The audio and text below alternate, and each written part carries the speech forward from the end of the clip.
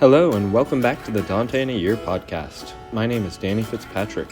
Today we're continuing with Dante's Purgatorio, Canto 26. As always, we are reading from my new translation, illustrated by sculptor Timothy Schmalz. Feel free to reach out to me for information about ordering personalized copies for you or a friend.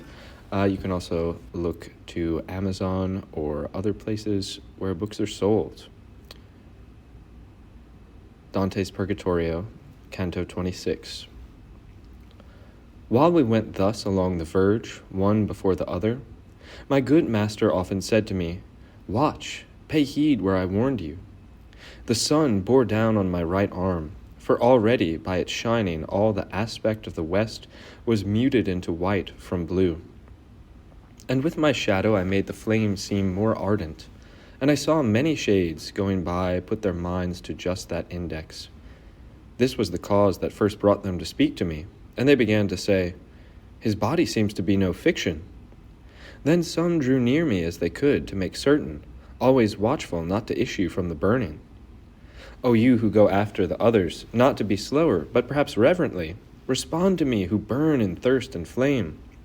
Your response is awaited not only by me, for all these have greater thirst for it than the Indian or Ethiopian for frigid water. Tell us how it is that you make yourself a wall to the sun, just as though you were not yet drawn within the net of death. Thus one of them spoke to me, and I would now have made myself manifest if I had not attended to another novelty that then appeared. For through the midst of the inflamed way came people with faces turned to meet it, which made me marvel in suspense.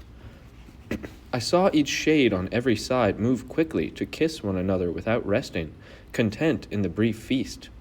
As down within their brown herd the ants will muse one with the other, maybe to explain their way and their fortune. As soon as they've left their friendly gatherings, before they come along their former way, each fatigues himself in crying out the new people, "Sodom and Gomorrah!" And the others, "Pasiphae crouches in the cow, so that the young bull may rush to her lust."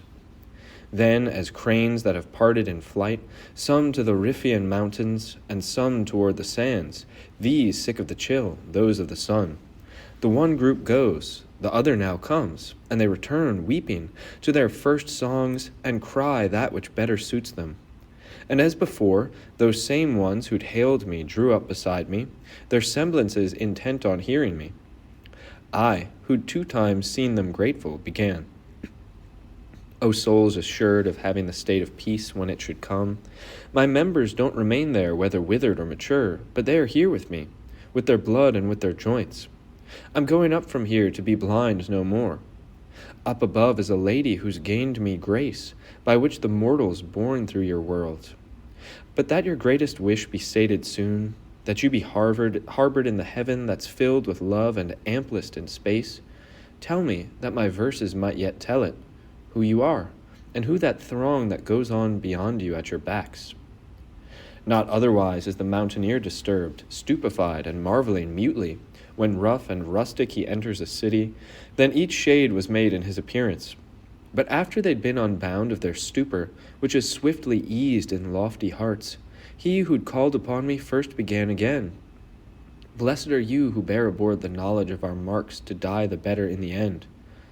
The people who don't come with us offended in that way that Caesar did when, triumphant, he heard Queen called against him. Thus they depart shrieking Sodom, reproving themselves as you've heard, and ashamed they aid the burning. Our sin was hermaphroditic, but since we didn't sense the human law and followed, as beasts, the appetites, to rule ourselves in our opprobrium, when we depart, we cry her name who made herself a beast in the bestial wood. Now you know our acts and our former wickedness. If perhaps you'd like to know who we were by name, there isn't time to tell, and I don't know. As for me, I'll well lessen your desire. I am Guido Guinizelli, and I've thus purged myself for having well wept before my extremity. As were the 2 sons seeing their mother in Lycurgus' distress, so was I made, but not with such insurgence. When I heard him named who'd been father to me and to those others, my betters, who ever used the sweet and easy rhymes of love. And without hearing or speaking, pensive, I went along marveling at him, though not for the fire pressing any nearer him. Then, when I'd pastured my regard, I offered myself already at his service with such affirmation as makes others believe. And he to me, You leave such vestiges in me by that I hear, and so clearly, that Lethe can neither lift it nor make it gray.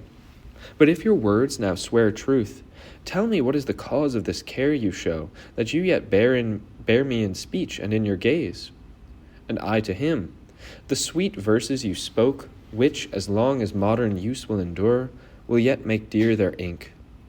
O brother, he said, this one I show you with my finger, and he indicated a spirit ahead, worked better in the mother tongue.